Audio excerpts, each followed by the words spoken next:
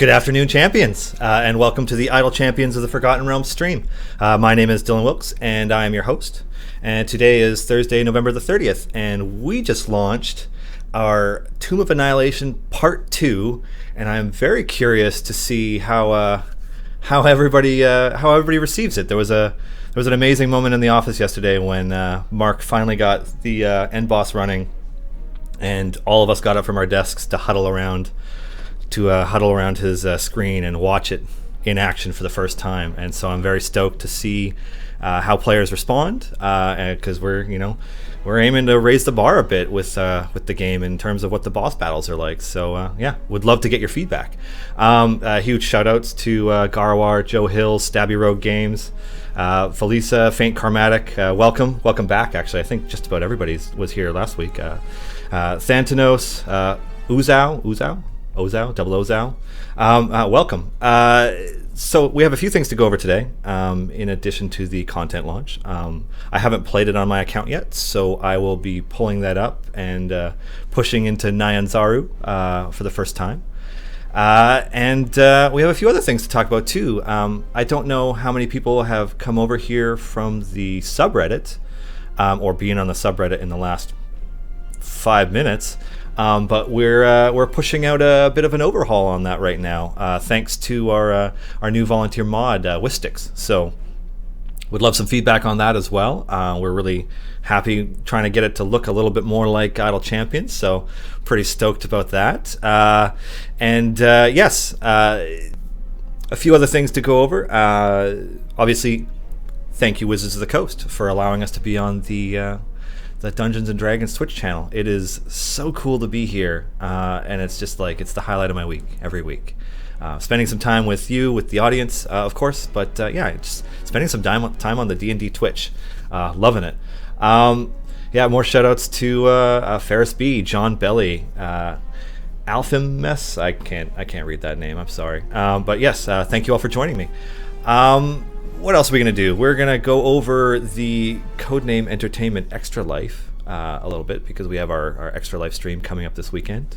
We are also going to talk a little bit about Twitch Plays Idle Champions, which is in alpha, which we are just getting rolling and just testing out now. I'd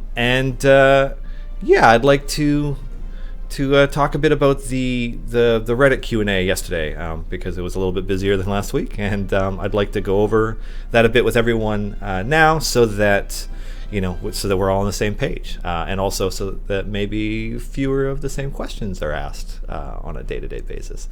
So yes, welcome to the Idle Champion stream, and if you're wondering about the code in the corner, well, here we are. So, looks like it's telling me to join the stream. Yeah, I'm here. I am here. I have joined the stream. Stream code this week is welcome to Nyanzaru. And, it's been wanting to talk about Nyanzaru and zombies and T-Rexes for a while now. And I know that we don't really spoil much in the ways of our upcoming content releases or what's coming next immediately, aside from the occasional leak on our Steam achievements or our in-game achievements that some keen eyes may have noticed. But the welcome to Chult. It's fun to finally take our first steps towards the Tomb of Annihilation and heading out towards the jungle. So yes, that is a code for a gold chest that will expire tomorrow. At about 3 p.m. Pacific, so 26 hours from now. Yeah, that sounds right. 26 hours from now. I math good. Sorry, I only do additions in like D6s and D4s. So, anyways, yes. So, welcome so much to the stream. As you can see here, I am getting towards the end of a run. My characters their levels are all maxed out, and sitting at E57 DPS and just kind of getting into the last push when I hit my wall. And once I hit my wall, I'm going to reset and try out some Port Nyanzaru, because I haven't done that yet.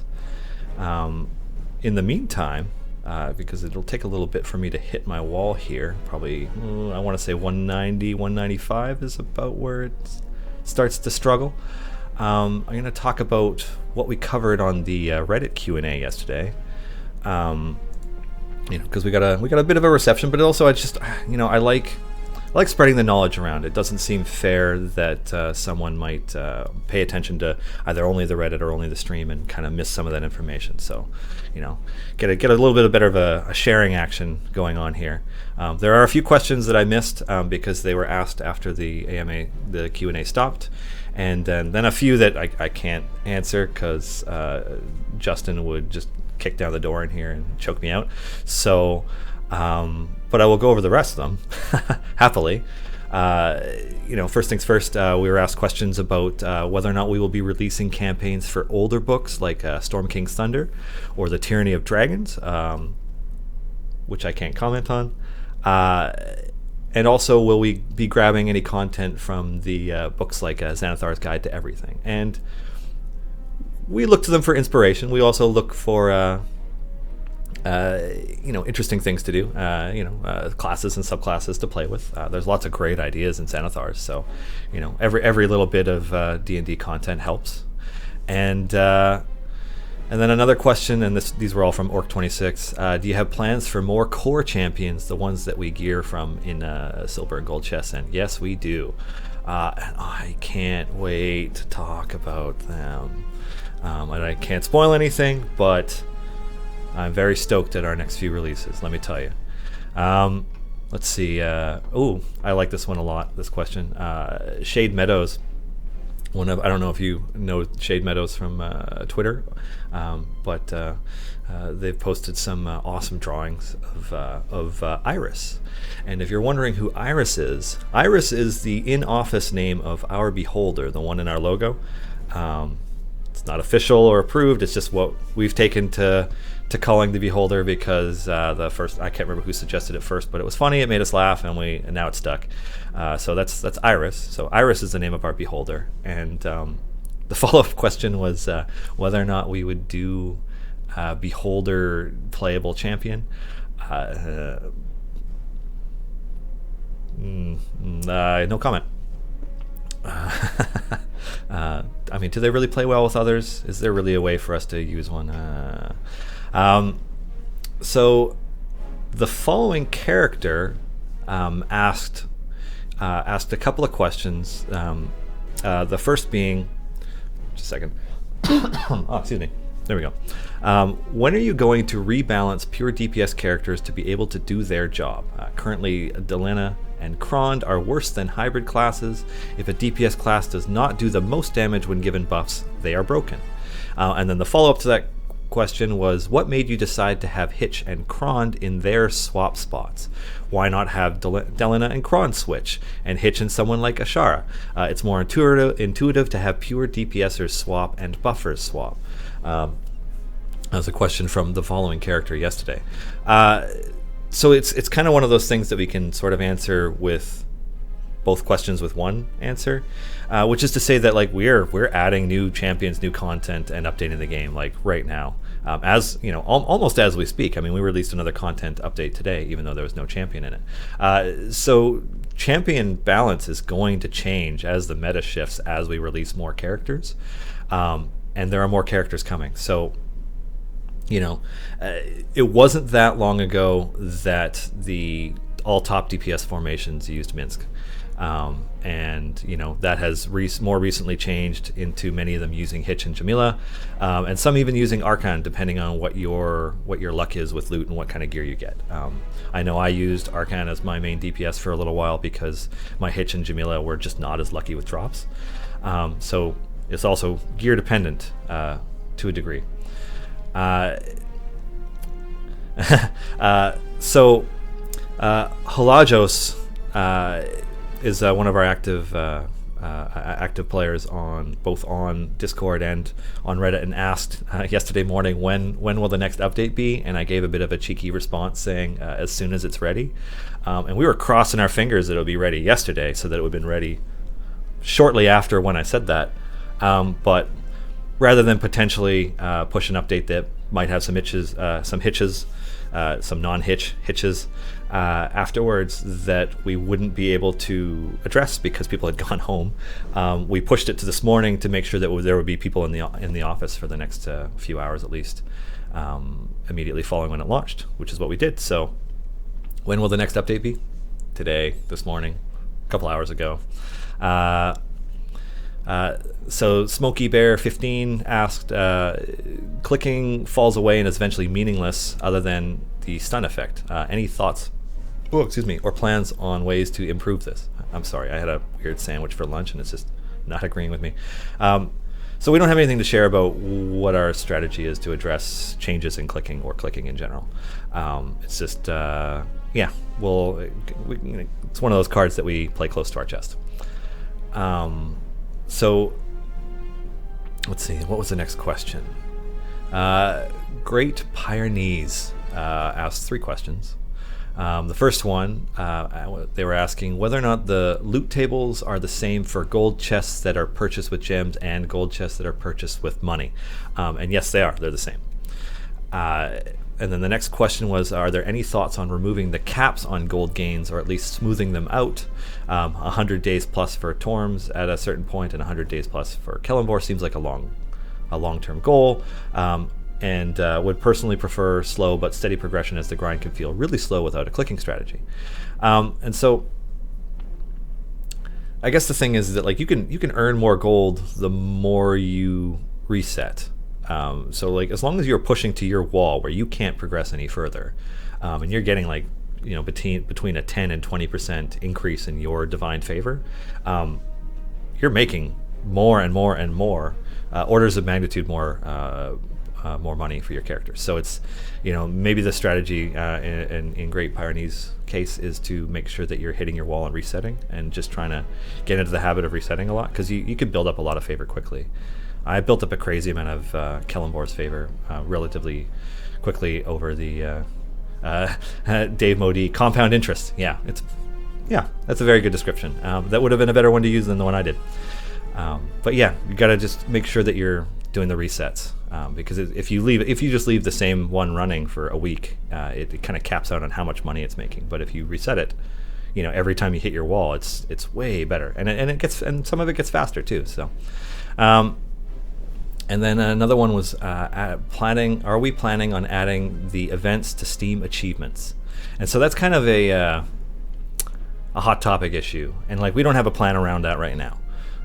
But on the one hand, you would have people be able to have 100% of achievements following an event, but on the other hand, if somebody missed part of an event or didn't finish it, like some people struggled to finish a Grand Adventure this time around, they wouldn't be able to get it at all for a year.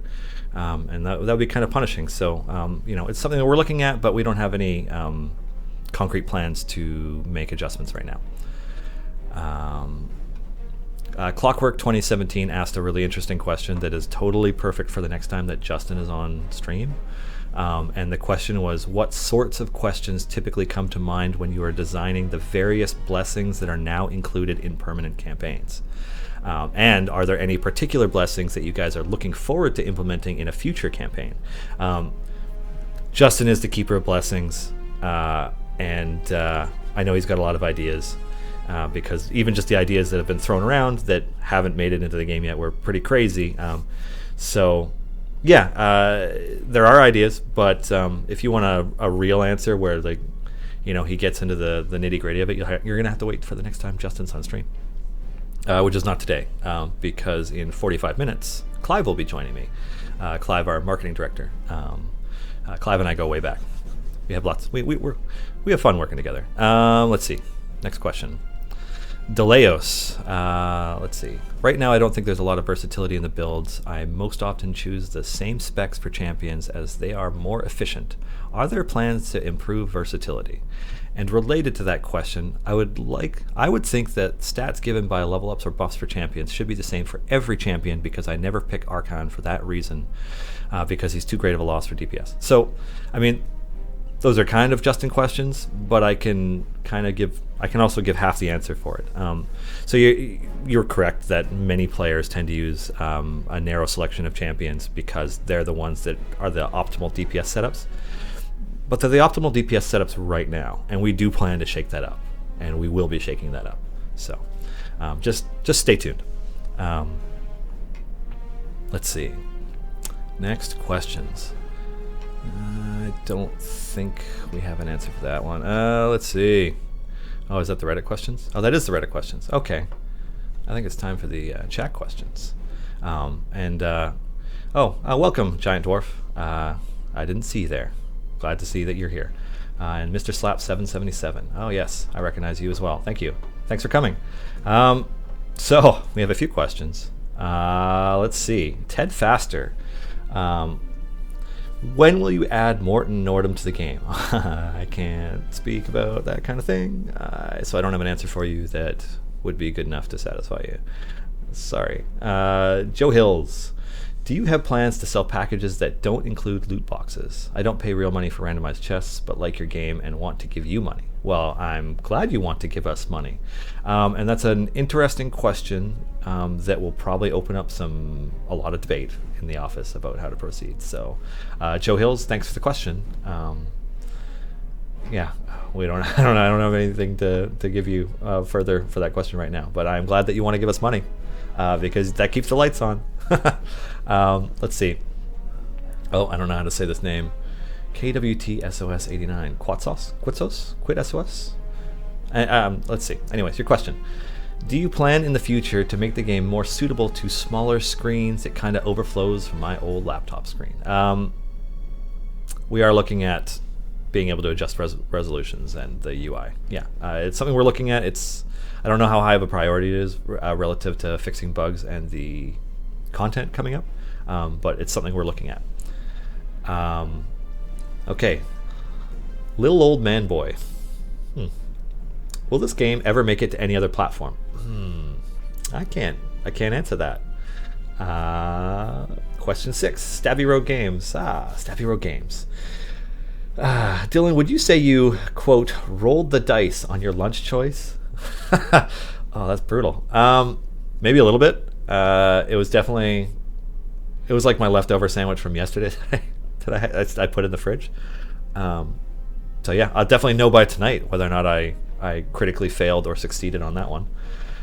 That was a good like almost dad joke though. I appreciate it. Let's see. Ferris B. How does stun works? Like makes a difference on the boss when he is alone striking? So do you mean like the stun from clicking? Clicking kind of stuns out enemies, so the most helpful thing for that with a boss, assuming like maybe you're in the case where it actually does no damage at that point, stunning the boss, it slows it from getting there, because as soon as he gets to your group and he starts hitting them, he just starts getting closer and closer to one-shotting your party. So if you can keep him away, that's a good thing, right? Yeah. Let's see. Jarlaxle Boehner. Jarlaxle Bay in R3. Yeah. Is it a plan to put the type of monsters in the game, like a monsters manual kind for Minsk ability? So adding like a full bestiary would be a massive undertaking that I don't know that we can do, certainly not anytime soon. But at the same time, like we have noticed that it would be a lot easier on players who are less familiar with the D&D lexicon to be able to know which favorite enemy buff is going to help you the most in each one. The best thing that I can say about that right now is that like if you go onto the official Discord, which is discord.gg/idlechampions, there's always somebody in there who knows which one is the best one for any given mission, as well as formation strategy. So if you find you're getting stuck at something, you can go to the formation strat and be like, hey, like I'm struggling with this adventure, and somebody will probably send you a screenshot of the perfect formation for it. So that's the best thing I can offer for help right now. I know it's a little bit of an indirect fix, but it's working. Let's see. Twitch and Ford. Is it just me, or does Delena affect the DPS weirdly? Having her in formation gives me a high DPS, but I kill fewer enemies when she's there compared to, say, Makos or Minsk. So without knowing what kind of gear you have or what kind of synergies you've set up,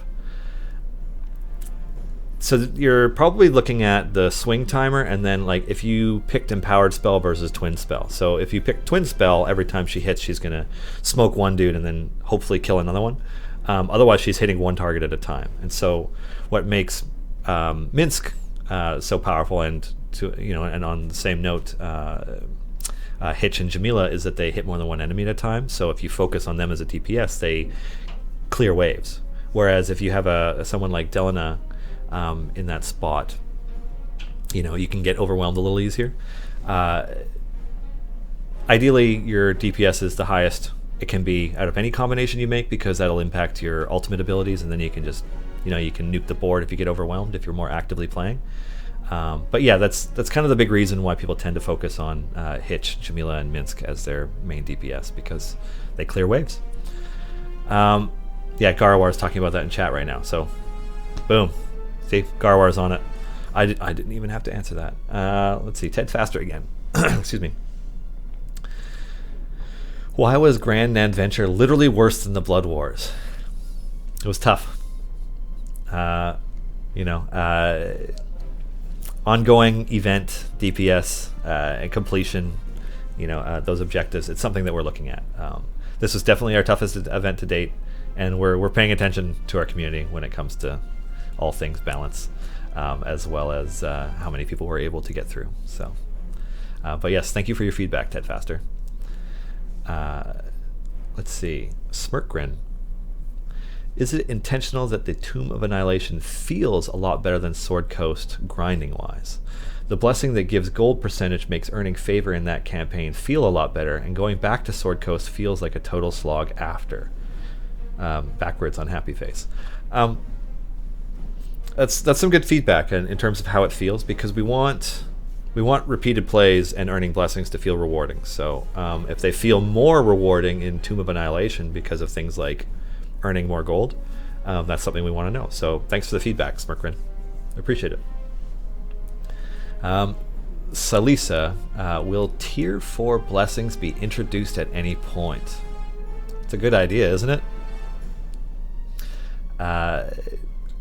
Next question. The Jade Monkey lives. Are there plans to add any sort of combo ultimate attack functionality? Are you thinking of something like, a Chrono Trigger, where, because two of the characters are there and their ultimates are free, they could do like a combo attack? Wouldn't that be sweet? I don't know that we have any plans to do something like that, but it's a cool idea, and we'll totally pass that feedback along, assuming that the office isn't just overhearing this and listening and shaking their heads at me right now, which is totally possible, because sometimes that happens. Let's see. Next up, Desert Larry. What are those bandits doing in the bush with that goblin? Is that where Kender came from? No comment. Moving on to the next question. Ray Cool. Why do we put Bruner and a DPS hero in the 2 hero column instead of Bruner and 2 DPS heroes in the 3 hero column? That's a very good question, and so I'm doing that right now. If I go back to my game a little bit and look at where I'm doing. I'm still alive. That's good. That's not. I'll just level up Jamila a bunch because she's killing everything. So the main reason is that you are able to stack more buffs on a single character. That's really it. And so you can just push just a little bit more DPS from some of your formations that way. And that's it. Like, you can just push just a bit more. Sometimes you can find the same amount of success for you. Like maybe your wall is at a point where that's not the reason that you're not getting past it. But like sometimes, like especially for those min-max players, the hardcores who want to just get all the way through it. Yeah, it's like, well, you're looking at my screen right now. Like everything's just hitting Nayeli, powering up, boss. I should be able to nuke this guy down, I think. Hopefully. Oh, maybe not.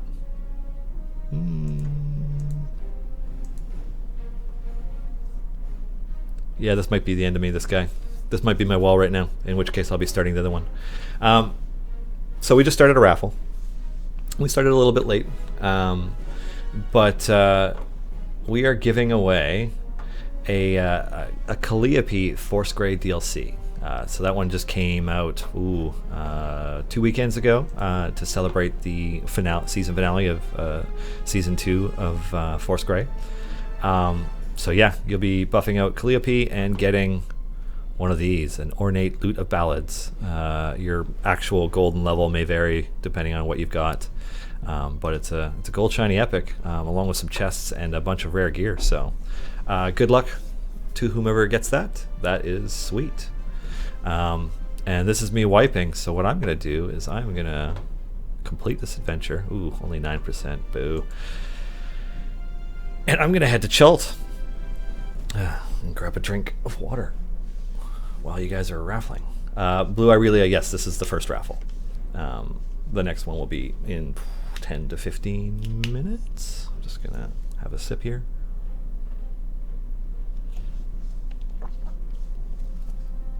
So much better. So,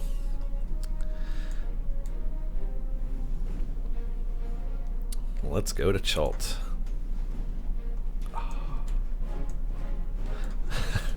What a killer map. So our art director, Adam Kosh, did this map. Spent a lot of time on it, making it look just right and fitting in with the game. And yeah, we're finally at Chult. Port Nyanzaru. What's first? Exploring Port Nyanzaru. Complete up to Area 100. Let's do this.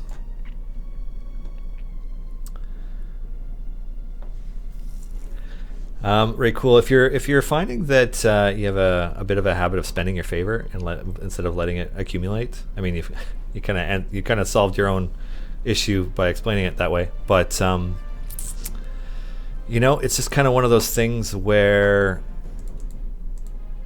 I personally try to keep at least a base amount of favor at any given time so that I can always start a mission well. I like to in my first few kills be able to unlock like a bunch of characters and level them up so that I can. Usually what I'm doing is because I'm working at the same time, and then I'll tab back and forth. Windaber. Will you ever release books on tape where you read them? Your voice is amazing to listen to. Thank you. That's the nicest thing that anybody has said to me while I'm sitting in this chair. That's funny, actually. So I have it's my mom's cousin, so he's like my second or third. I have a relative who worked at CBC Radio for years, not as a host, but as a production person or something. And it creeps me out when I went back to school for communications related education, which led me in the direction how I got to here. And when I told him what program I was taking, he's like, talk to me for a second. And so I chatted with him, and he's like, your voice is in the right range for this. You could do radio. And I just kind of responded with a thanks. Thanks, Windaber. I don't know that I could read a book on tape without going crazy, because that's a lot of reading, and my throat's getting dry even now. But thank you. Another question from Greyhex. Would you consider creating a character with the mechanics of dying and then give a high burst in revenge? That's an interesting idea. Yeah, I'll pass that one along. It's an interesting idea. I just to kind of get a bit of a chat poll. How many of you in chat now have already completed the first adventures for this Tomb of Annihilation Part 2? I'm just curious, because I mean we launched it at about 10 a.m. so that's 3.5 hours ago now. I'm very curious. Feltic asking if we are going to see High Harvestide in the coming year. We don't. Our intent is to have annual events. Whether or not High Harvestide ends up being one of them, or one that we repeat, is not set in stone. But yes, if you look at our previous titles, like Crusaders of Lost Idols, we have a number of annual events that happen every year. And so, it stands to reason that we'll take a similar approach to some of our events for Idle Champions. And to add to that, there is discussion about possible ways to maybe get event champions outside of events, but I don't know. I mean, we also wouldn't want to minimize the achievement of having played through the event and earned it. So, it's a discussion. But our intent is to have annual events. Yes. Joy91, can you start the stream 20 to 30 minutes later because I will be able to watch from the start? Oh, well, you can always tune in a bit late. I mean, this gets automatically archived on Twitch, so it's always going to be accessible. But I'm glad you're tuning in. It makes me feel like my job is worth doing. War domain, always war domain. Get that deep, get that deeps up. Tanarath, will Stokey's Golden Shiny ever be available again? I don't have a definitive answer for that one for you, Tanarath. I'm sorry. Just to reiterate what I was just talking about, we do intend to have annual events. Mr. Slap 777, what's Steam code? Stream code, unless I put a typo in it. No, it says stream. Oh, thank God. That's our weekly code for a gold chest, and it expires tomorrow at 3 p.m. Pacific, which is 25 and a half hours from now. So best get your chest while it's hot. Actually, did I do that? Welcome to Nyan's Art. I don't think I did. Just ignore the chests that I have sitting there because I just kind of haven't been opening them.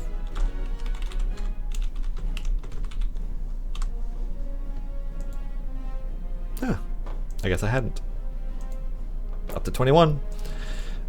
Just collecting chests at this point. College of Valor, I think so. Alrighty, Plantis or Plant Ice. With event characters not getting geared up throughout the year and thus falling behind gear-wise, do you have any plans on giving us the option to get event chests? Sooner or later, base characters will be far better than event characters based on your gear. As I kind of just mentioned, that's something that we are looking at. I don't have an ETA on any kind of solution or definitive answer for you, but it is definitely something that we're looking at.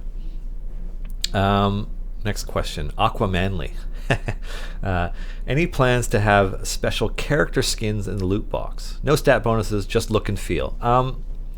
Not at the moment. Something that Dave addressed on stream before, when we were asked questions about why earning better gear didn't change the look of a character, because obviously the look of a rare piece of gear is just a little bit more subdued than compared to the epic or version. And what we were thinking was that we want characters to always look at their awesome selves, and that we didn't want you to feel like they looked like ass because you didn't have good gear for them.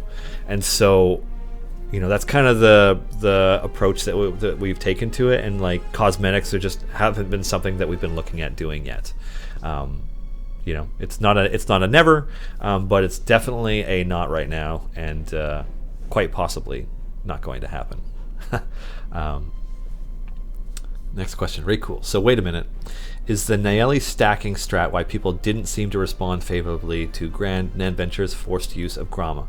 Possibly. Also, maybe...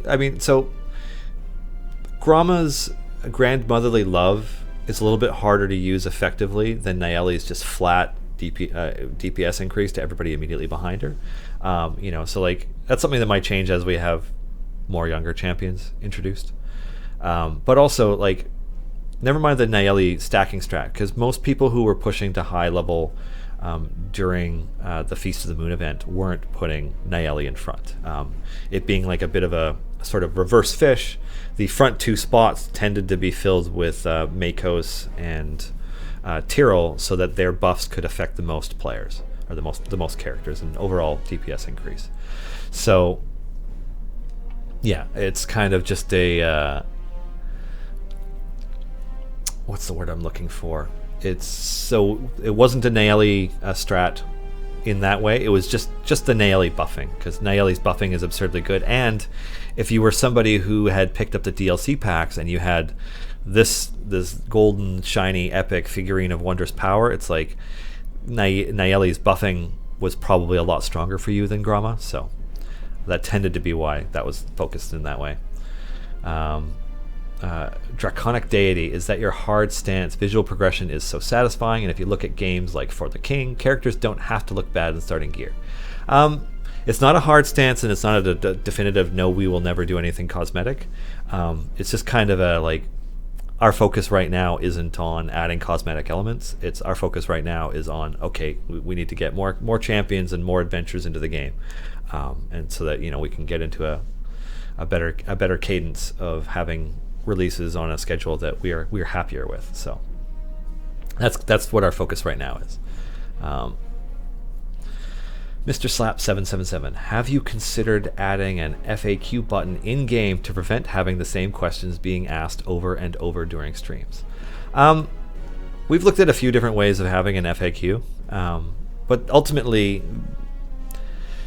I mean, I guess my counter question is, like, how many people do you think spend time going in when they load up the game and going into the changelog and like reading through all of these updates? Because this is a lot more definitive than even what we put in our blog posts. Like, it includes more of the fixes and more of the changes. I don't think we can ultimately control, any kind of meaningful way, how many people will be asking us questions and how many people will getting their information from the same sources. So, it's just, I don't mind answering the same questions over and over again. But yeah, it's one of those things. I mean, lots of players see that the blog post has come out and they're like, cool, there's an update, and then they just go into the game and they just start playing and they see what's new. So yeah, I don't think we could ever. That's something that could be solved.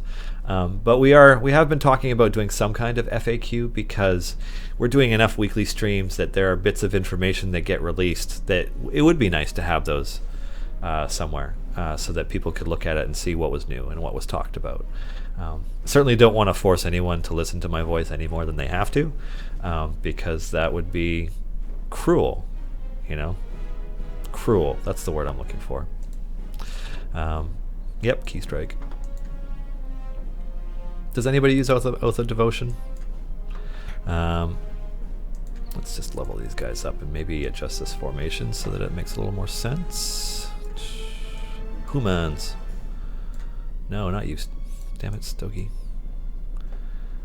That's a little better. I like that a little better. I mean, granted, I'm only at level 13. I'm going to be one-shotting stuff for another 70 levels, so I don't know why I'm messing with my formation now. Next question.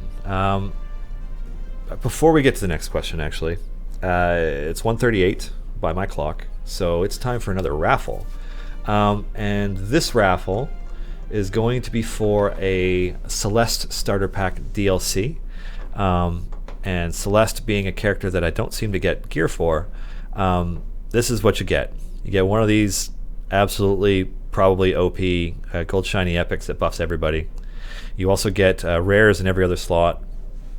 So golden gauntlets, thick scale mail belt, copper amulet, chainmail boots, ornate holy symbol, and let's face it, I mean, is there a formation that doesn't use Celeste? So good luck to everybody on that one, and yeah, I hope whoever gets the Celeste Starter Pack DLC is stoked about it, because Celeste is awesome.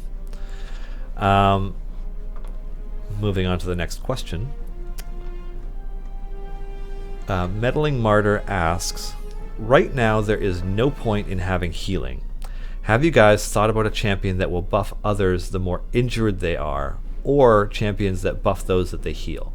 That is an interesting idea, and all champion ideas and updates, like a lot of that's in the mind of Justin right now, and I can't speak to much of it.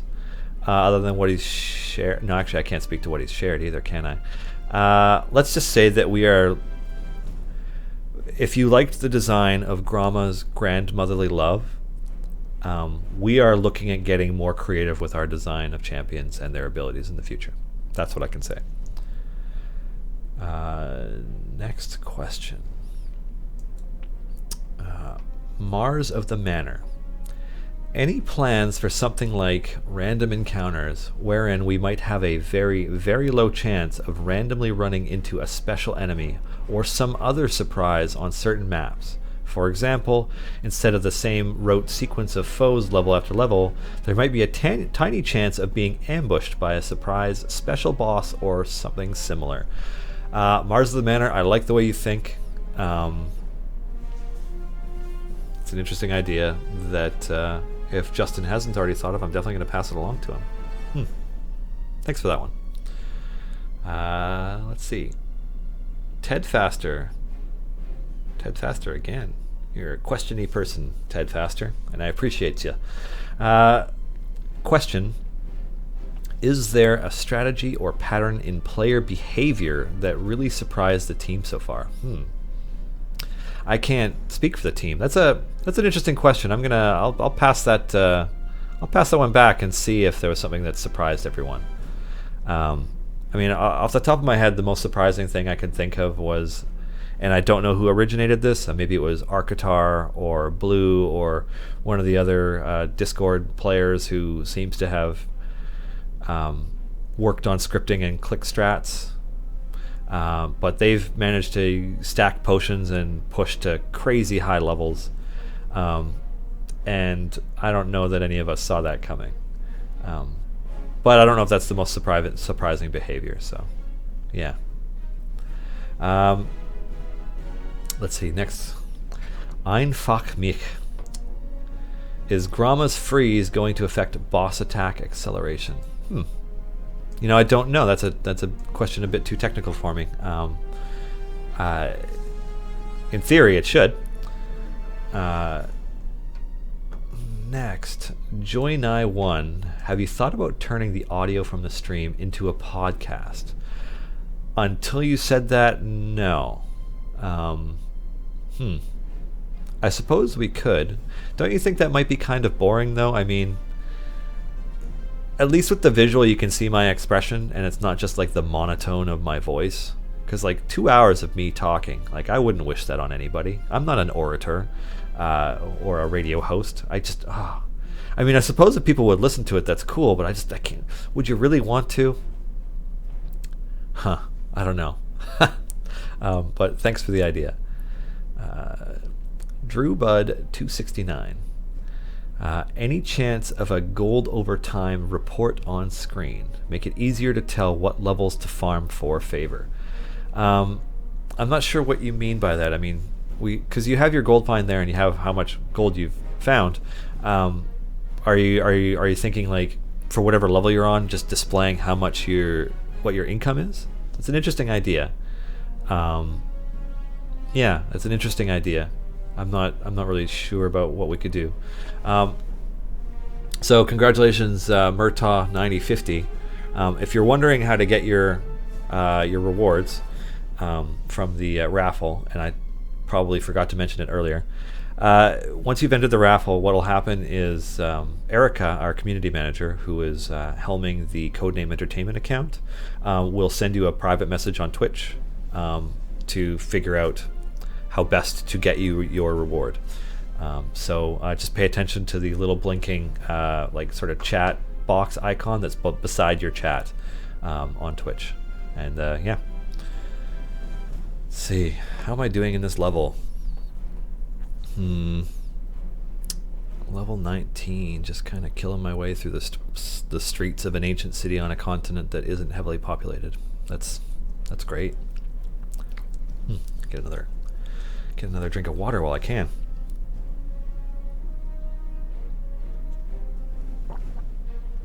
Level nice and said to add a gold per second thing up there with our DPS. That's an interesting idea. I'll pass that along.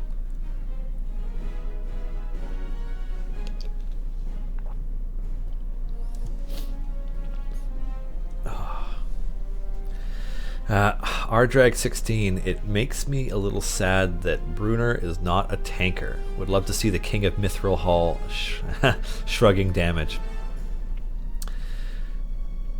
It's an interesting point. Thanks for that.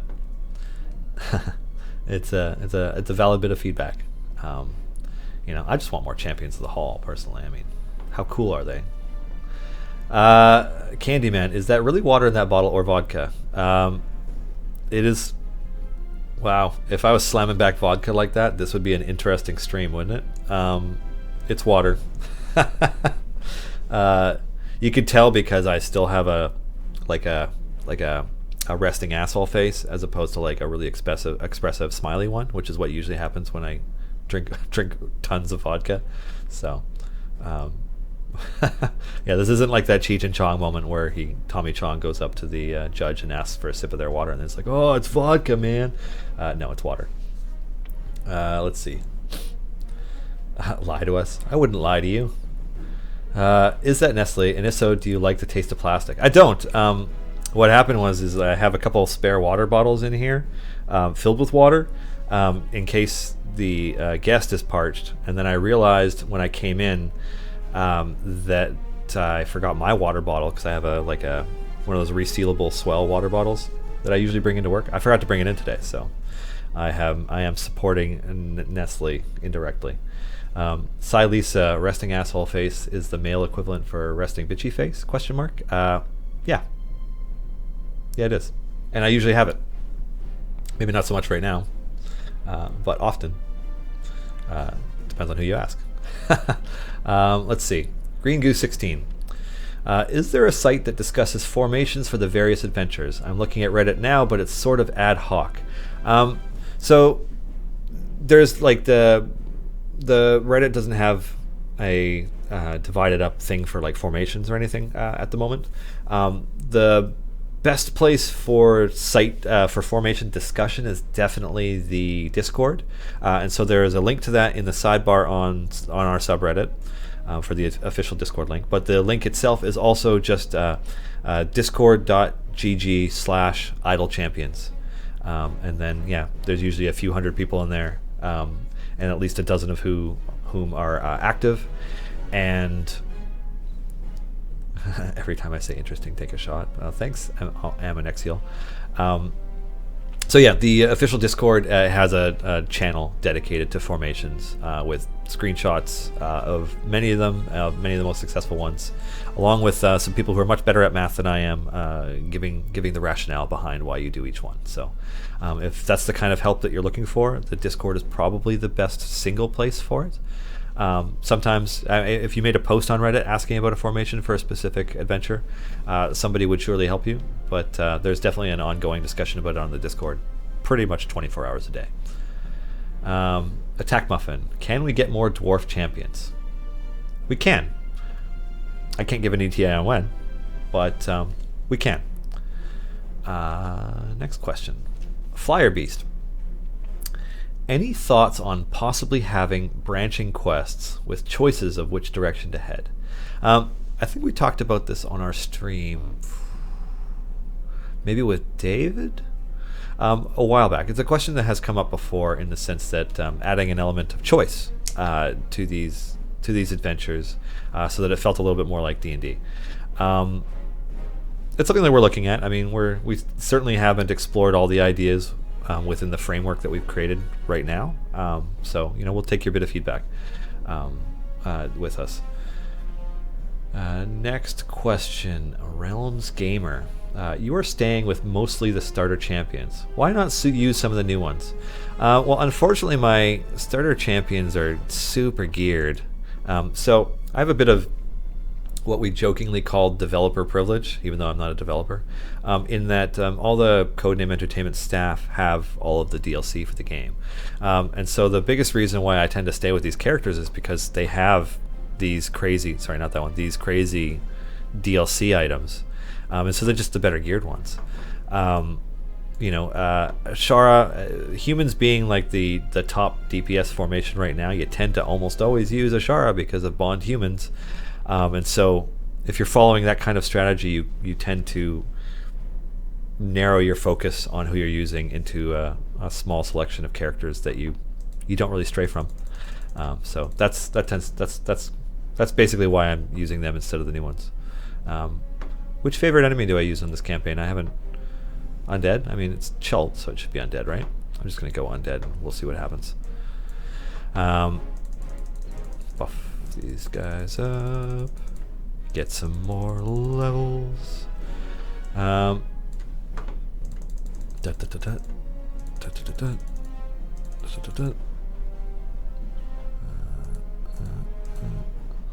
Yeah, it's getting there. It's starting to look like a DPS formation, right? Let's see. Shaky Badger, are there any other idle games you draw inspiration from for this game? So I mean, obviously our previous title, Crusaders of the Lost Idols, had something to do with this. You know, it was I don't want to say groundbreaking because that sounds pompous, but like it was a great. Well, it still is a great game in the idle genre, and you know, we wanted to build it in a different direction. And so, you know, there are swing timers, and the formation mechanics work a bit differently in this. And like, yeah, I mean, if we see another game with a good idea that we can justify incorporating or just outright stealing, we'd like to. And we definitely look at other idle games. But are there specific ones that we draw inspiration from? That'd be a good question for Justin, because so much of the overarching design and mechanics come from his brain.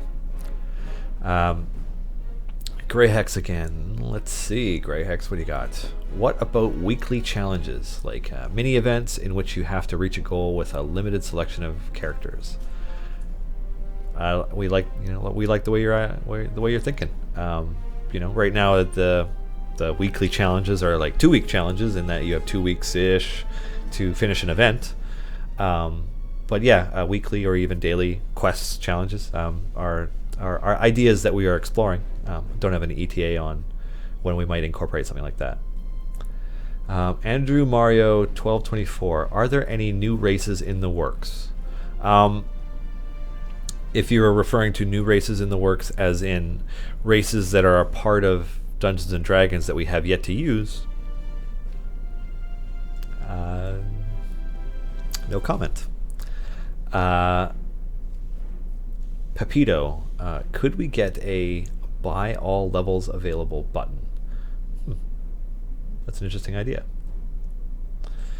Mars of the Manor, question, do you play D&D and want to tell us a little about your history with the game or any campaigns in which you are currently involved? Thanks for asking.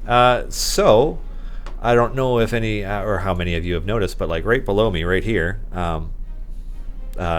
beside my name or below my name, are the words Azamar Cleric Grave Domain. That is my current character that I am playing in a campaign with one of my best friends and his wife and my fiance, and then another friend of ours who has some spare time, because one of the unfortunate things about adulting more frequently as you get older is that lining up your schedules to play together gets a little bit more challenging sometimes. And so we are playing a game where a group of us are heading to Chult with the Tomb of Annihilation campaign. My friend, who goes by Ichthyosapien, I think, if he's in chat right now, I don't know if he is. He's our DM, and he's a jerk. He's a total jerk and malicious, and he's already going to punish us because the last game ended on a cliffhanger, and it's just going to be some viciousness coming up. But yeah, we're doing a Tomb of Annihilation campaign right now, which I'm pretty stoked about. My own history with D&D is I used to play a lot of 3.5, like 3.5, tons of it, and some second edition as well. I mean, first was well before my time, and kind of just my play group passed on 4th edition because we were just so attached to Eberron and Dark Sun. So it's like you kind of just you find a world that you fall in love with and you stick with it. And so the character I was playing before in Eberron, the last one that I made, what was it? There was a Warforged character that was a the idea behind it was that it was like a programmed to be like a lawful evil fascist, but thought that it was a lawful good paladin, and so like used like doing the right thing and like for the greater good as its motivation for being a bigot. And just like it was kind of a complicated character, but like just it's just robo fascist would be a good way to describe it. So that was the last one, and then the one before that was a scion that kind of went crazy as their powers developed, and that was a mistake in that that character ended up being a little bit more antagonistic to our group than I had originally intended. But right now the Azamar cleric Grave Domain was originally being designed as a neutral evil, neutral good kind of borderline cleric who would be a Death Domain cleric, the subclass from the Dungeon Master's Guide, and was seeking to kind of balance the scales, worshipping Kelemvor. And then what happened was, as I was designing that character and getting ready to play it and had rolled the character and set everything up, Xanathar's Guide came out, and then the Grave Domain cleric was in there and was a much better fit for the psychology of the character and the style and the intended way it was going to come together than the Death Domain was. And so pulled a last minute switch and transitioned over, and my DM was like, yeah, no worries, like, you guys are going to get rocked through Tomb of Annihilation either way, so I don't really care which class you play. And so moving forward with a Grave Domain cleric, so there's a bit of darkness to them, and it's the character is obsessive, is an archaeologist, like a cleric who is a bit of a black sheep in that they are pursuing knowledge that they probably shouldn't have. So we're getting really close to 2:00 now, and it's time to introduce a guest. You're going to want to put your headphones on, and then when you're in position, we'll just kind of just shift this game view over. There we go. Yeah. Hi everybody. You're gonna have to pull the mic over and pull your chair over, and then I'll just turn the volume up here, and you can. Now we're on. Now Cool. we're good to go. Hi everybody. So this is Clive Gorman, our marketing director for Codename Entertainment, who is currently playing a half orc barbarian in his campaign. His name's like Punch something or other. Punch Rock Groin. Punch Rock Groin. Yeah.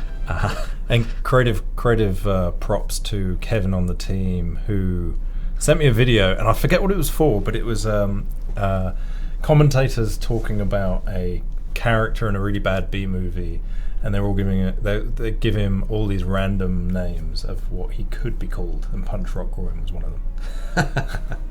I was wondering about how you came up with Punch Rock Groin, because when you first said it, I was like, what? Totally stole it. Yeah, Punch Rock Groin. Yeah. Okay.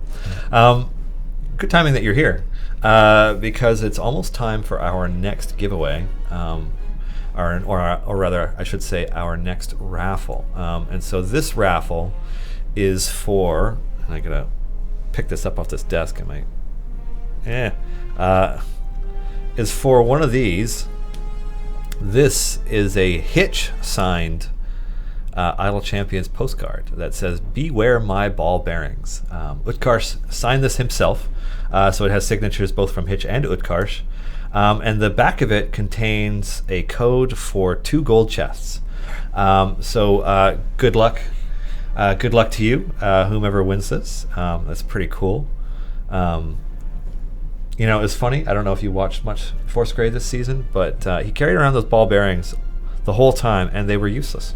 Right. So, he was determined to use them, wasn't he? Yeah. I mean, I know he threw one at the thing that they killed. Spoiler, in the last in the finale. But yeah, he he didn't end up using it. And you could just see the looks on Joe Manganiello's face every time he mentioned the ball bearings. He'd like roll his eyes, like, "Why did you bring those? They're so useless." I used ball bearings once. I was one of my previous characters was a rogue, and we're in a bar, and the town guards came in. We were playing, was it Yawning Portal? I forget. We went into a town, and guards come running in, and they look for me because I'm the rogue. I'm the most thievery looking guy in the team, in the party.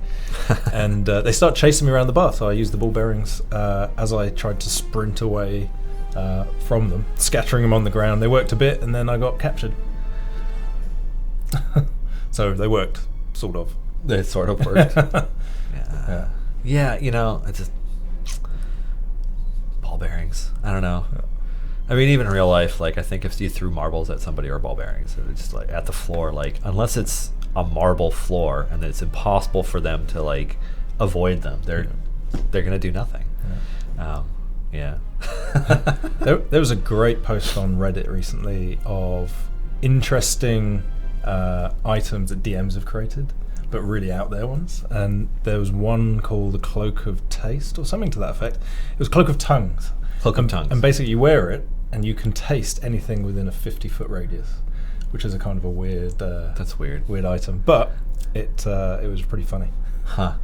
It reminds me, I was watching the one of the D&D Beyond videos, and it was an interview with Chris Perkins talking about the items they added to Xanathar's Guide to Everything. Yeah. And he was talking about the Cloak of Bellowing that would like just announce things and like narrate.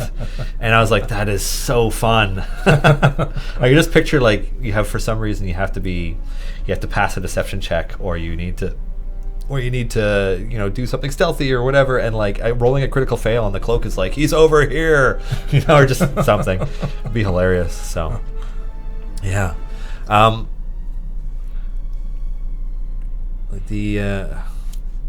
was I gonna say? I've forgotten. You want to talk about the giveaway? Yeah. Now, where is that box? If we're ready. The big box? Yeah, you got it? Oh. Okay. It's a little hard to pick up with one hand. Have you seen one of these? This is not something that we're raffling off in chat right now, because it's just too big ticket of an item, and we only have one of them to give away.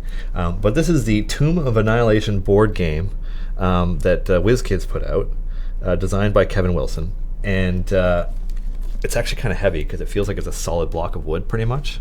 But yeah, we're going to be doing a giveaway with one of these. So we're going to do it a bit differently. So do you want to explain that? Yeah, while sure. I hold this here? Yeah. So Erica, who is on chat, has a link to a Gleam platform. So it's a giveaway platform for sweepstakes, basically, where we're asking you to input your name, retweet a tweet that we've actually created, and then we will pick a winner in 2 weeks from that list by email and name, and then contact you once you've won.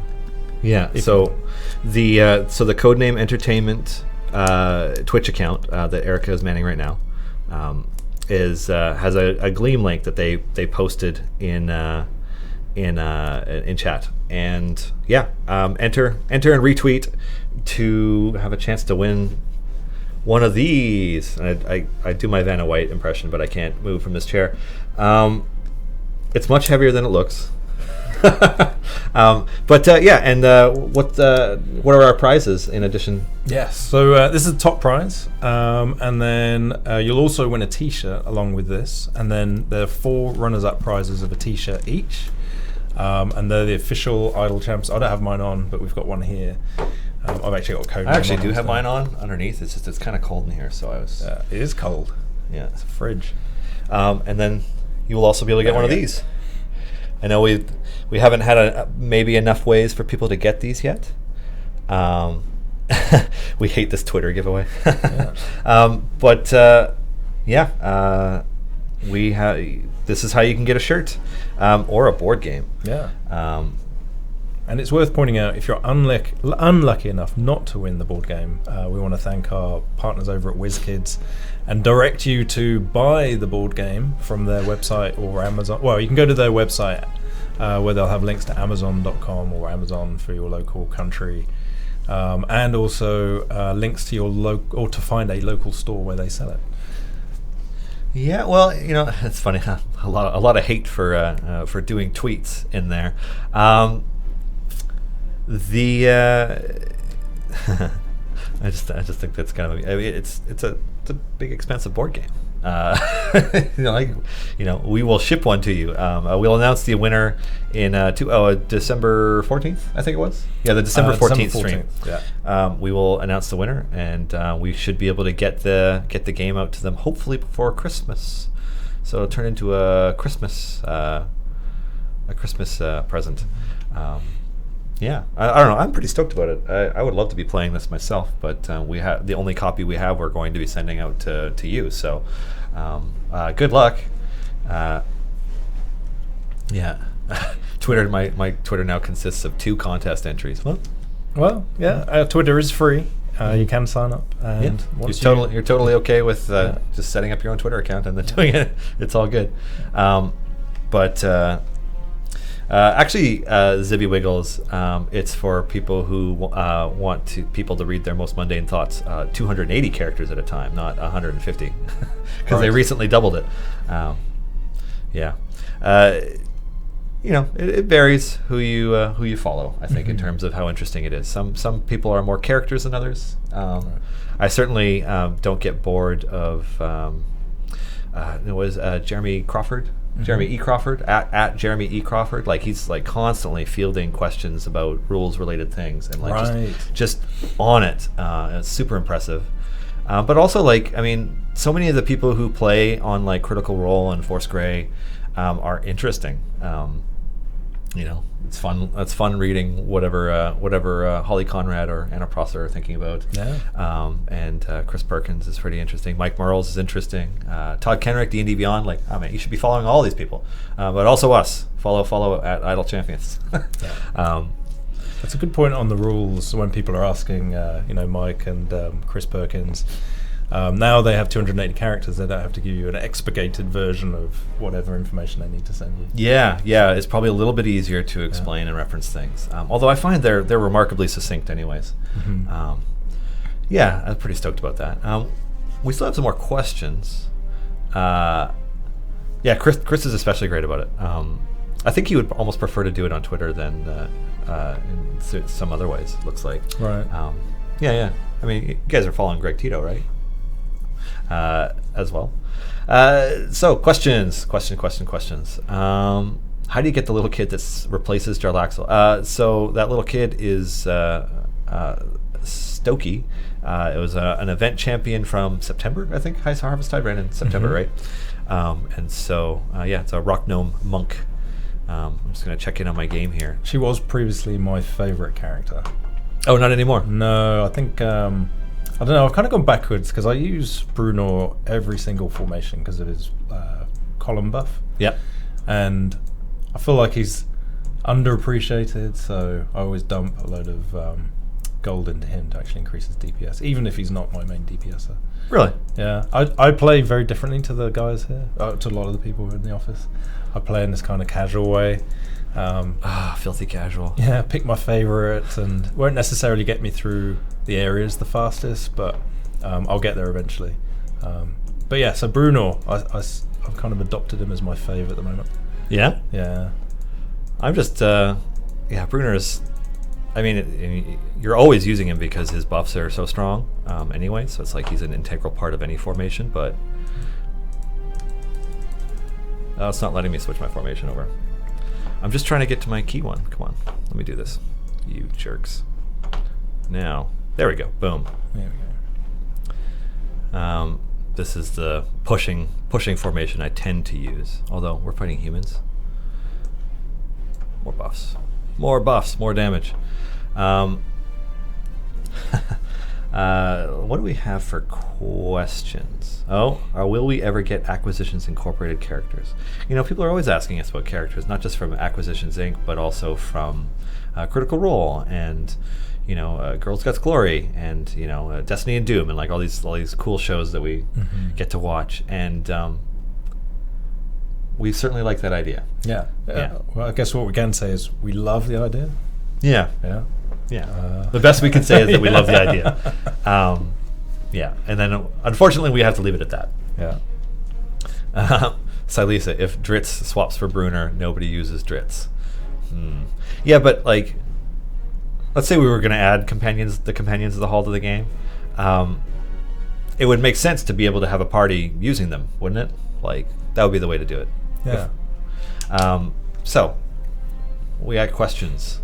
Are there ever going to be relics or something that buff the whole party that you can find in chests? Maybe like a magic item that buffs everyone's health by a small amount that will level up like normal gear. Oh, that's interesting. Like, so it's something that, like, I don't know, maybe it's on the UI somewhere and it just kind of buffs everybody. If your question is, are there ever going to be those things? We can't comment on it, but it's an interesting idea. Yeah. Yeah. I get the appeal for sure, because I got an epic piece of gear for, I think it was Celeste today, and it buffed the DPS at least of all the champions, so she became infinitely more important to my formation. Oh, really? Yeah. You got an epic? Man. Was it epic for Celeste? I'm pretty sure. My Celeste doesn't get epics. I mean, I got the starter pack, and then that's that. I keep getting just like greens and grays. Right.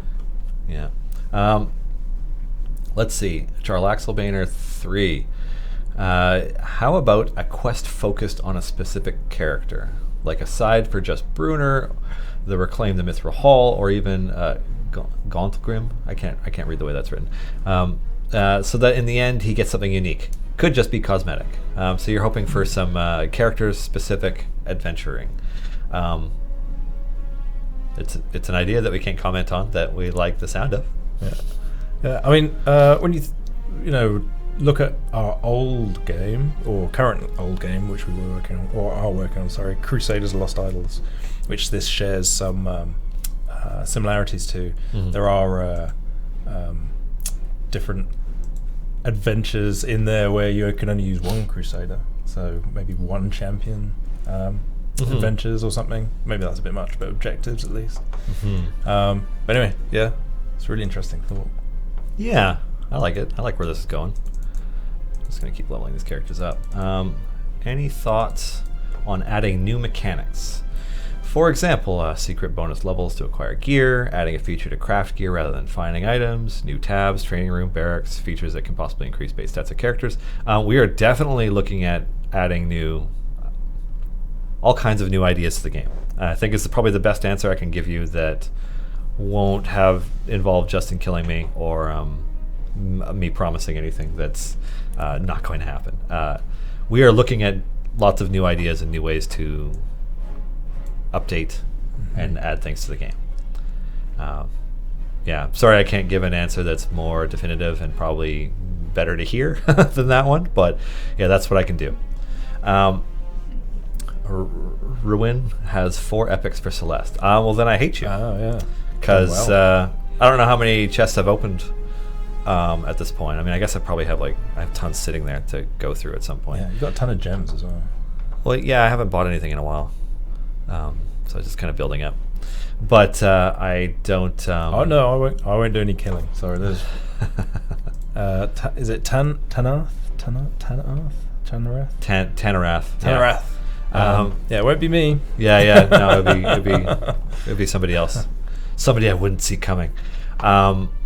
Yeah, I just haven't been as lucky with Celeste loot. What can I say? I've been absurdly lucky with some others. Like my Ashara has all purples, so that's good. It could be worse. I'm not exactly in a bad place. I'm definitely probably much more geared than the average player. Danian90, will there be a Christmas specials or at Christmas? Will there be Christmas specials for gold chests? It's an interesting idea. Yeah. Christmas is a time for giving.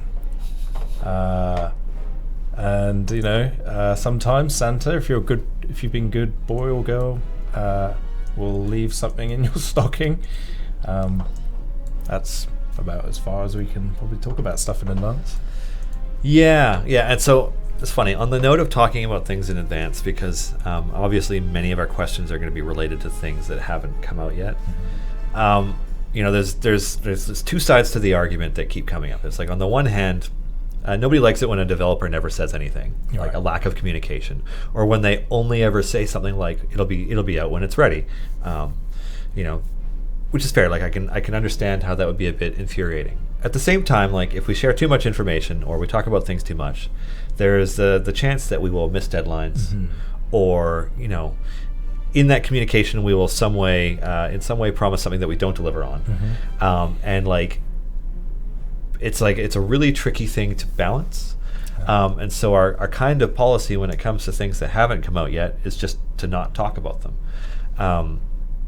Referencing instead our prior history through Crusaders, or like if you're paying attention to how things have been working for us so far, you can make some inferences about what may or may not happen down the line.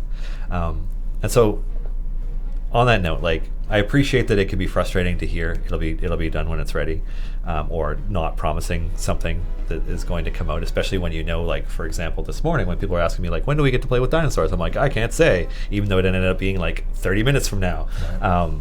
We just so many things can interrupt that, so we just want to we've definitely been in that position in the past, and this is something that's come up from history and from lessons learned, where we've sort of said, okay, it's going to happen. We've given a date in advance.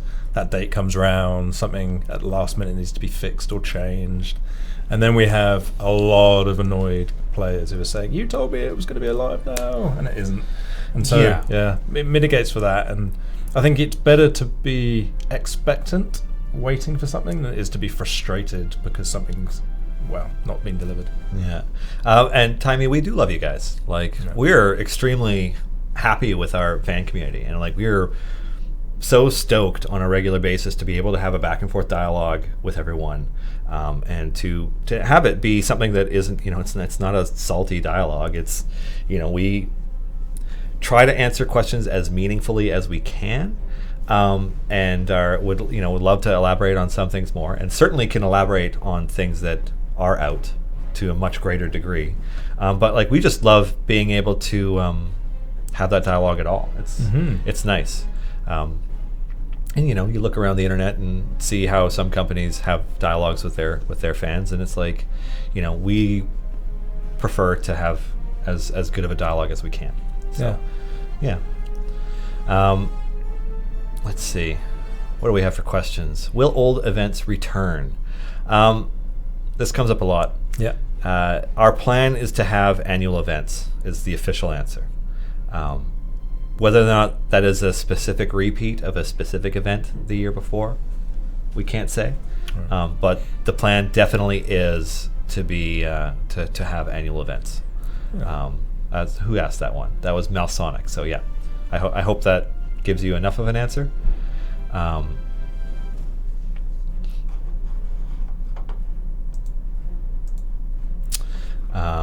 Let's see.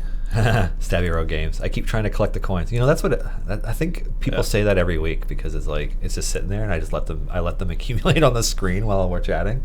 Especially if you're playing at the same time and watching. Because your instinct, your habit is to try and roll your mouse over all the coins. Well, it's every time. I mean, I tend to. This is one of those games I tab back and forth a lot normally on my PC, so it's it's always there, and I'll tab in, I'll buy everything, I'll pick everything up, I'll get upgrades, and then I'll tab back. So, so we are approaching 2:20 p.m. And so it's about time to do another raffle. And on the note of this raffle, what are we doing this time? We are doing. Do you want to read it out? Okay, so for this raffle, we're doing the Tyrrell Force Grey DLC pack. So that was the one that was launched just before the finale. Yeah, the day before. Yeah. Dylan Sprouse's Tyrrell. Yeah, so you can get in with all rare gear and a golden epic. And I forget the golden epic, but we could probably call it up. You know what? I have one. With my developer privilege, I have been given the golden epic. It is a Empowered Rope of Entanglement, which buffs all champion damage. And Tyrrell being a solid buffer already, it's it's like a must-have. It's a killer. It's a killer DLC to have either way. So whether you get it for free through a raffle, or you shell out some money to pick it up, it's a really good one for a character that is in pretty much every single formation right now. Yeah. Significant buff.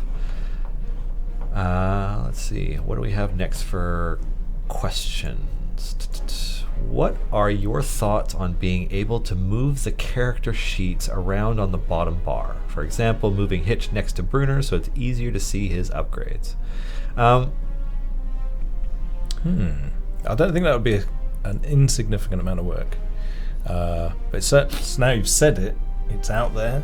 The team can probably review that as an idea. Yeah, so it's similar to a question that has come up a few times in terms of like, can we hide somebody that we don't use, or like just being able to see them all, because like even right now my bar goes all the way over to Archon, and I'm missing the first three and the click damage, and so being able to hide or shuffle, and so I'm sure there is a way for us to lay that out in a way that makes it a little easier to see. We're definitely always looking to improve our UI, but we don't have anything definitive in the works for it at the moment.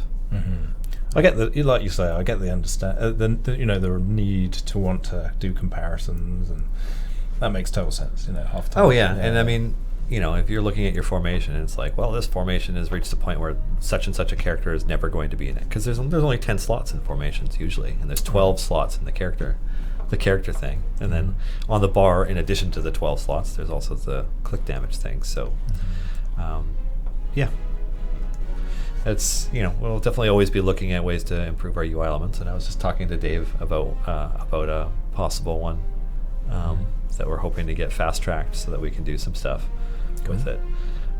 So good luck to whomever gets the Tyrrell Force Grey DLC. That's a killer one. And all these DLCs tend to come with chests too, so it's like you're winning chests and DLC. So it's a win-win. Let's see. Our Green Paradox. Will the gear for the event champions ever be achievable again? I have holes on 2 of them that make them useless until I gear them. Our intent is definitely to have ways to do that, and the discussion at this point, touche, Mr. Slap. Yes, I should be wishing good luck to everybody. Good luck to everybody. I have no idea who won it. I haven't seen that part yet. Will the gear for the champions ever be available again? I have 2 holes on them and they're useless. So yeah, our intent is to have ways to gear them out, and we're like, it's comes back to that annualized question. Like if we're, if you look at the way we've done other games, there is annual repeating events, and when those come around, that's another opportunity to gear up and find more gear for those event champions. And again, without committing us to anything at this stage, that's the best we can say. It's definitely something that we're looking at, and there is ongoing discussions, but we don't have an answer for it in terms of this is what we're going to do. But we're hearing you. We're definitely listening and taking your feedback on it for sure. Yeah. And it makes total sense. I mean, from your perspective, our Green Paradox makes total sense. You have these champions, you want to use them, but while you can actively get gear for the stalwarts in your formation, the base campaign, the base characters, you're going to be using them more as you unlock more epics or whatever. Well, this is an interesting question. Braun Anvil, can the Twitch Plays Idle Champions get some DLC? That's a good idea. I think it should. I'd love to see how that would take place. Yeah. Could you vote on going to the Steam store? Yeah, right. Which DLC do you want? No, well, even just because the characters have no gear, it's like a fresh account. Right. And it's a fresh account being run by a somewhat democratic process among possibly differing points of view on how to play it. Yeah. And so they're like wondering what's the best way to get through this and how do we earn things, and can they get the DLC? Yeah. I don't even know that we thought about the DLC for them. No, I was going to say, we'll give Peter a giant headache. So Peter, who has done most of the work behind, or all the work really, behind Twitch Plays, we asked him to try and figure out a way to vote in DLC. He might I think it might be easier to just be like, maybe we'll just give the account some DLC. Right. Or something. But at the same time, like, would there be as much value as when that account eventually has geared characters and is able to progress and push through things? So I guess we'll see. Interesting idea. Dracoreth, question. Have you ever thought of giving bonuses for stacking same group characters, Force Grey characters buffing each other, Dark Elf Saga characters, etc.? That is an idea that has been discussed, and that's probably all I can say about it. Yeah, we're terrible. We can't give you any answers, right? Yeah, and it'd be so nice to be able to share more, but then it what if you share a feature that sounds amazing and then like it goes through 50 iterations and comes out not even remotely like the one you shared? Right. It would just be so disappointing to some players, and I don't like doing that kind of thing. Right. Good news is, I mean, just me coming into this week and seeing how the questions are all being queued up. We've got an active record of all these requests, which is cool. Mm-hmm. Yeah, it also gives us something to go back to because we can remember how we talked about this before. Okay, next question. What is the next convention you're going to? Great question. Yeah. What are the dates for things next year, actually, now that I think about it? Yeah, I'm trying to think of the big ones. Like, we obviously got the PAXs, but I don't know. I don't even know if we're allowed to talk about the Victoria one yet. But Capital City Comic Con has been announced. I assume we will in some way be going to it. Right. I have no idea what that's going to look like, though. Yeah. We'll have to talk to Eric. But yeah, I mean, that's a local convention. It's brand new this coming year. I think it's shortly after Emerald City Comic Con. Right. I'm not clear exactly on the date for it because it was only recently announced. But yeah, I mean, the PAXs. I imagine we'll be going back to TwitchCon. Yeah. Oh, yeah. So we attended. So Dylan and I attended TwitchCon as attendees. We didn't actually exhibit or anything there. We met a load of partners, which was awesome. Met we talked about it before, but met people like Adam Coble. We saw the Girls Guts Glory guys on stage, which was really cool. So we'd definitely, what we'd love to do is go back as partners, so we can actually get into the exclusive partner lounge and talk to more of the other streamers. And even beyond that, it would just be nice if it was easier to connect with the other partners, because there wasn't a lot of space at TwitchCon for that. Right. We were able to have a really nice conversation with Maze Arcana, but it was more because we were able to hang out with them while they shut down that room, and so the room was private for it, more or less. And but like there weren't a lot of spaces to connect with people. So yeah, So hopefully as partners next time. But yeah, more conventions. I guess once we figure out the dates and how they line up and other stuff, we could figure out which cons we're going to be at. I'm trying to think. Is there a specific one that you're looking forward to? There's one I've always wanted to go to. I've done PAX East in the past. I've never done PAX Prime or PAX West now. I'd love to see that. What are the conventions, like big ones? Gen Con would be interesting, but I'd love to check out PAX Unplugged. PAX Unplugged, yeah, that'd be fun. Only Eric got to go to it this time. I'd like to check it out. Yeah. I love Boston. I've been to New York a few times, but I loved going to Boston, and even after the convention, just touring the city and looking at the Freedom Trail, going along the Freedom Trail, figuring out that it actually looks nothing like Fallout 4. Well, sorry, it's a close approximation in Fallout 4 of what the Freedom Trail actually is in Boston. So yeah, interesting. Some of the monuments, minus the mutants trying to kill you with rocket launchers from building tops. Yeah. I got I got humbled the first time I went into the Boston town in Fallout 4. Oh yeah. Yeah, I just rolled in and I got sniped by a mini nuke. And I was like, how did that even happen this early into the game? But yeah. And watched the replay. I'm like, oh, okay. And then I'm like, I'm not going to go down that street. And then I did, and it changed my gameplay entirely for that playthrough. Yeah. But Boston's awesome. Yeah. This is interesting. Alfie MS. There is a feature called Twitch Drops where you can obtain loot and DLCs for games for watching specific channels. Any plans on using this feature for Idle Champions? That's interesting. I've never heard of that, so we should look into that. We need to investigate that. Yeah. So Alfie MS, thank you for pointing it out. Yeah, that's cool. Because I'm interesting.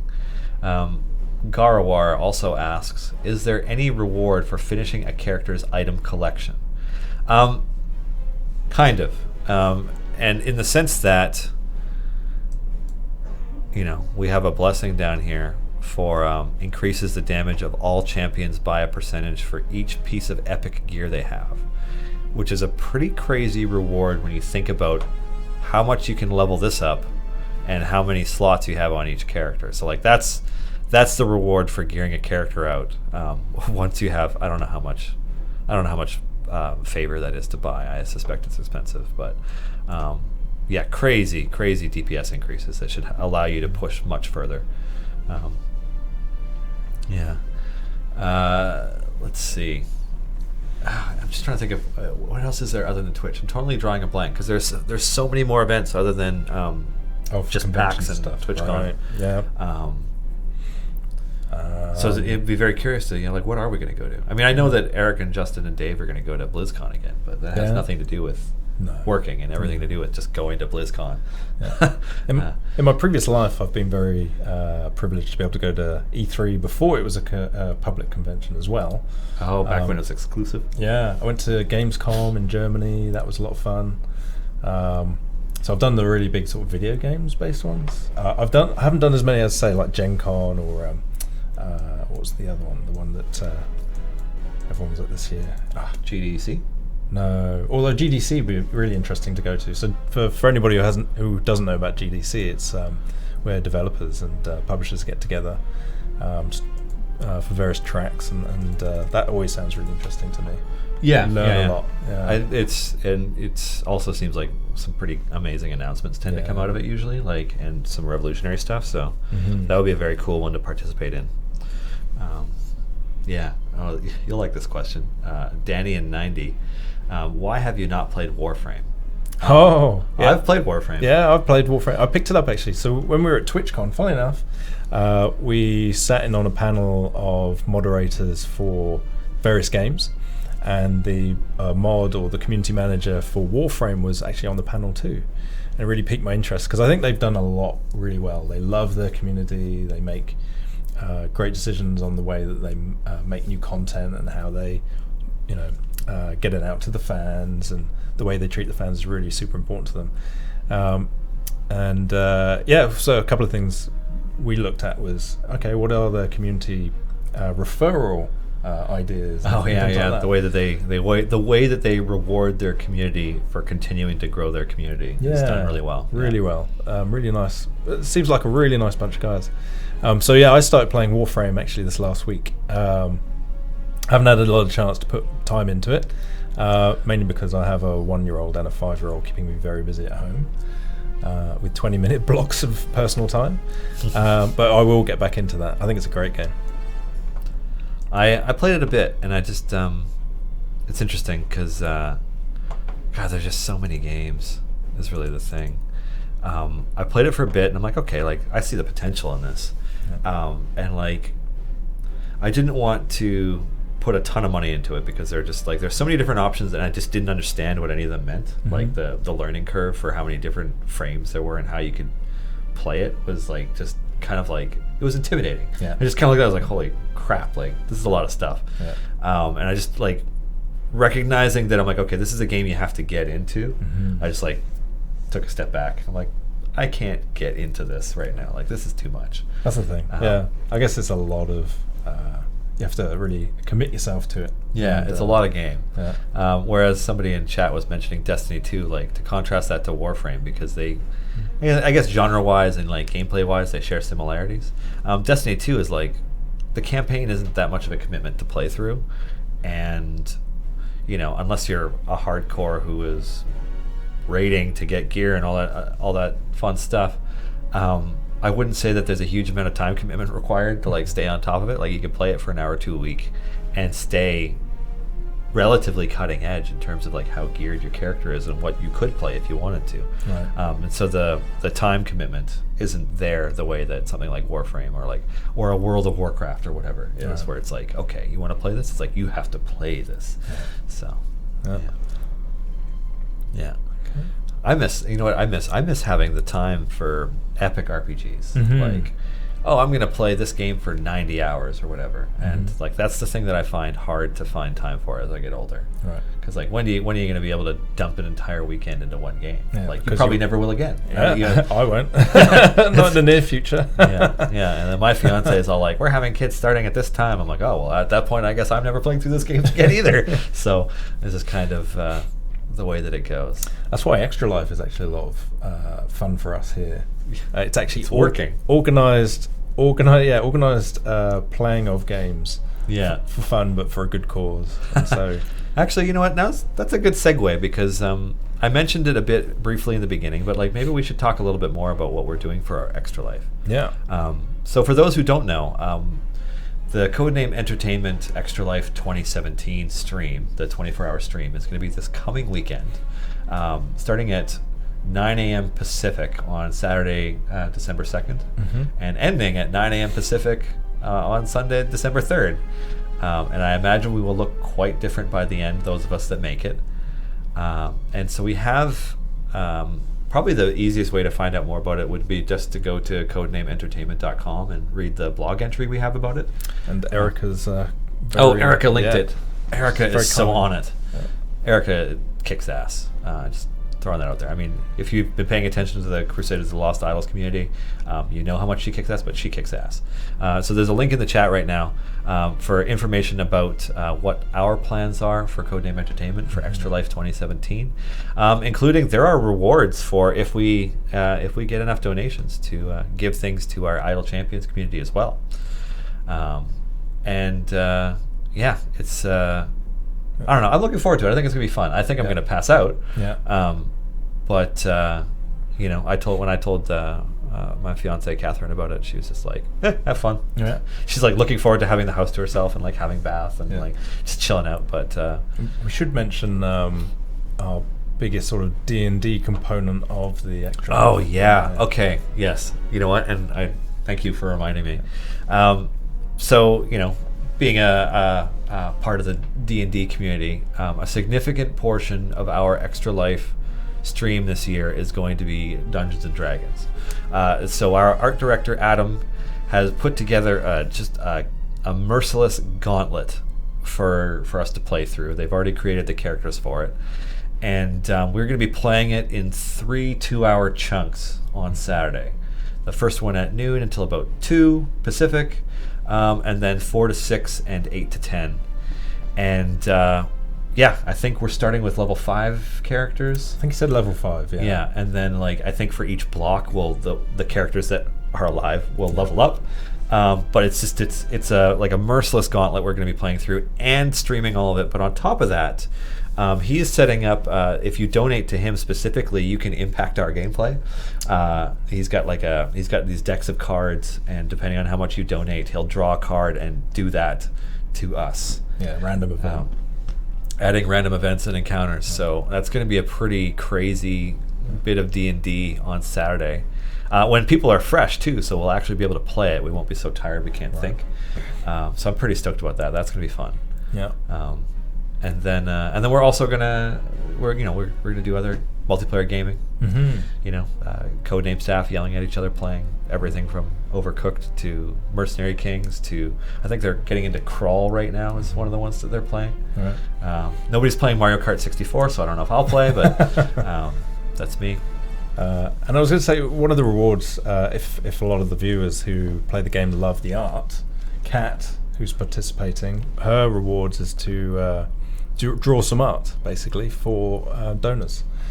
So you donate to her campaign, her contribution to the campaign. And She'll do portraits or something, right? That's sweet. Yeah. I might do that just so I get one. Yeah. Yeah, that'd be a good replacement for my Twitter profile photo or something, a nice piece of art. So I was going to say, with everyone's help on the Extra Life, if you want to donate to Kat, you may keep her busy in her spare time for the next year. Yeah, no doubt. I can only imagine how long it would take once she got a significant number. Yeah. So yeah, we're pretty stoked about that. Extra Life is a lot of fun.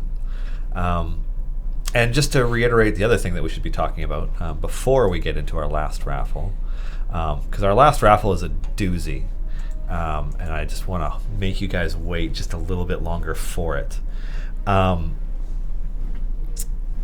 We have a Twitch Plays Idle Champions going. Sorry. And it's it's Idle Champions. It's Twitch Plays Idle Champions. I mean, it's so self-explanatory. So it's like twitch.tv/Twitch Plays Idle Champions. And it's in alpha right now, and we want people to play it and try to break it and just like get it running, because we want to get the bugs worked out and take it out of alpha in the next couple weeks. Thank you, Thantanos and Braun Anvil, for playing. We appreciate that, because it's it's a lot of fun. It's definitely a lot of work that Peter has had to put into it, and we just want people to test it out. And on that note, so our last raffle of the day, before everybody starts spamming raffle in chat, let's talk about it for a second. Our last raffle of the day today is the complete Force Grey DLC. All 5 packs for, Hitch, Jamila, Tyrrell, Archon, and Calliope.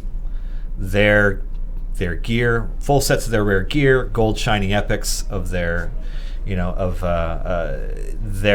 tons of chests. Like, this is a no bullshit, big deal, kick-ass raffle, which is why we made you wait. So, good luck, everybody, because that is a big one. Yeah. Cool. Yeah. Do we have anything else we should be covering in the meantime while exclamation raffle gets typed in 500 times? Man. I guess we could talk about, we did the WizKids stuff earlier, but WizKids actually been super generous to us. So we've actually got a bunch of merchandise from those guys.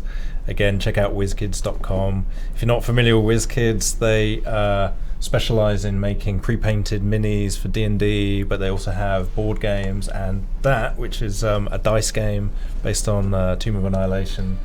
We got stacks of these too. These blind box pre-painted plastic figures, blind box. We'll be doing some giveaways with these probably in the coming weeks. And maybe even into the new year. We got a bunch of them we can give away. Pretty stoked about that. That's cool.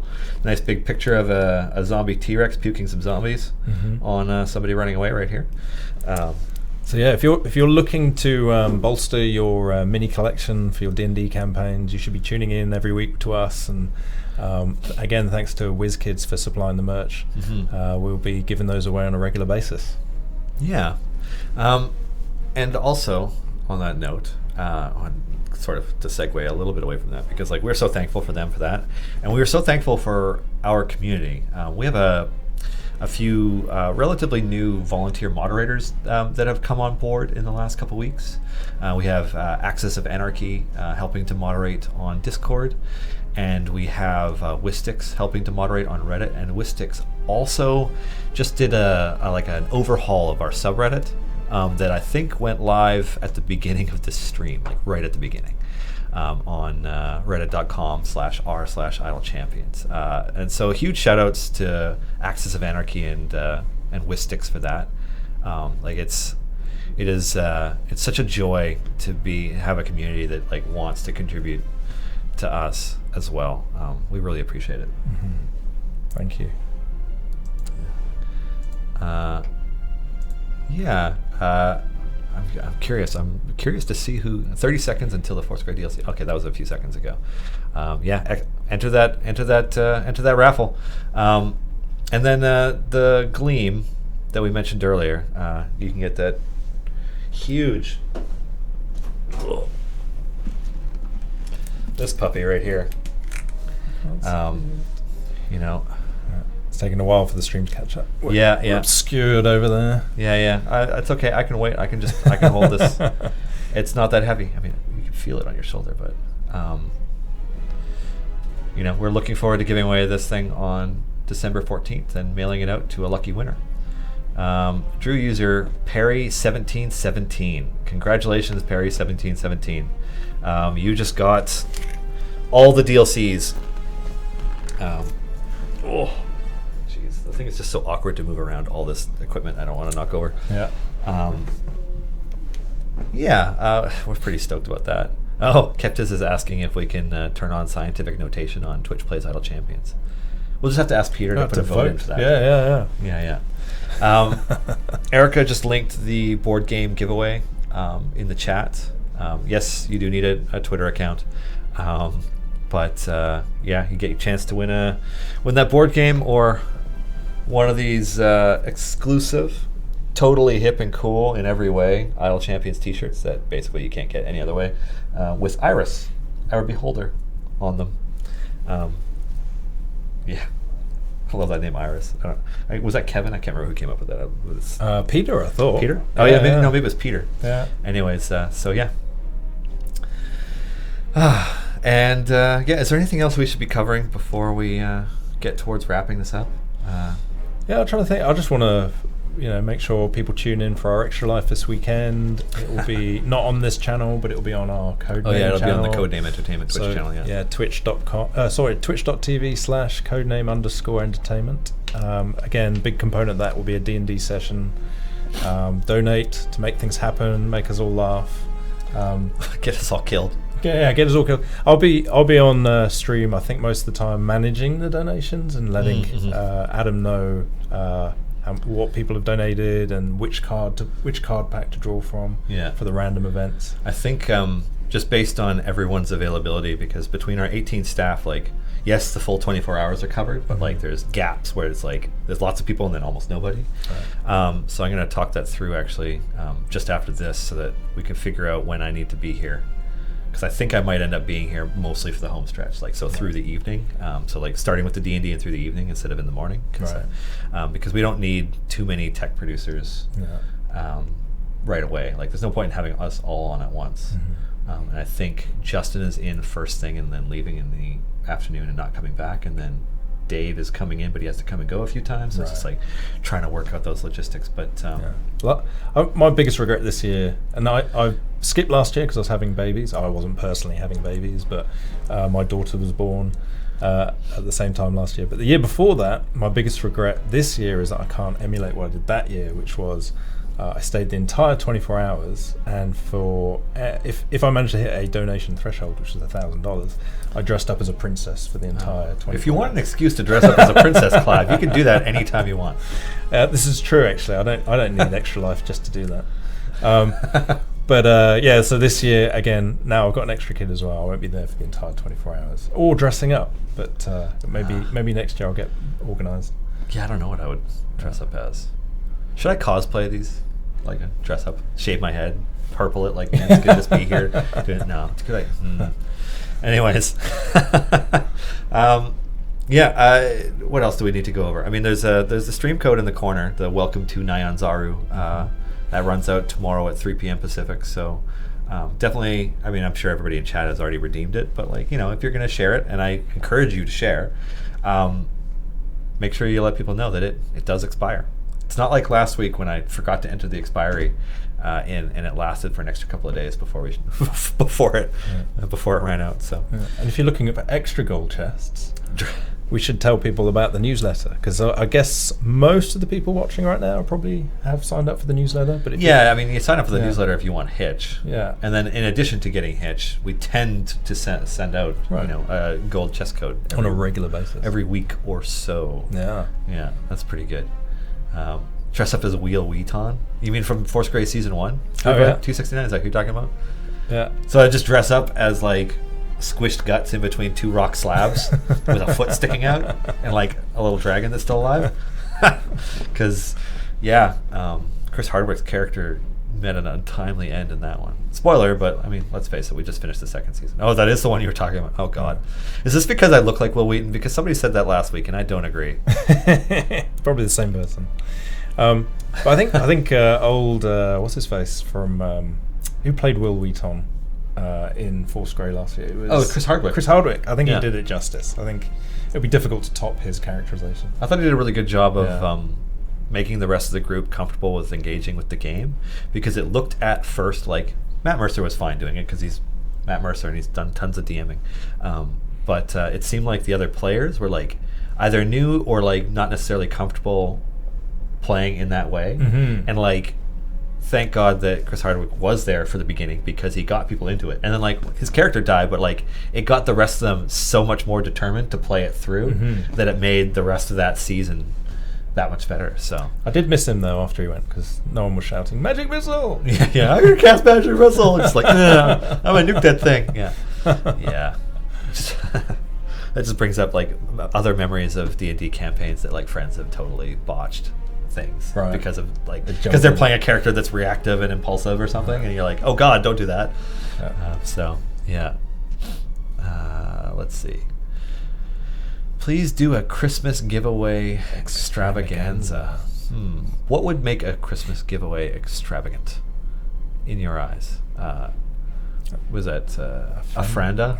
A franda. What would make a Christmas giveaway like that? I'm curious. I'm curious about your thoughts. Crimus. No, it's Crimus. Crimus. Ah, jeez. Okay. Yeah. Anywho, so let's see. We're getting towards the end of our day. Gonna want to wrap this up with plenty of time for Destiny and Doom to wind up and get ready, so that the stream is comfortably vacant in advance of their start at 3. And shout out to Lauren. I think Obo Crazy is what Obo Lauren Crazy goes by on Twitter and in chat sometimes. She's a legend. Probably lurking right now.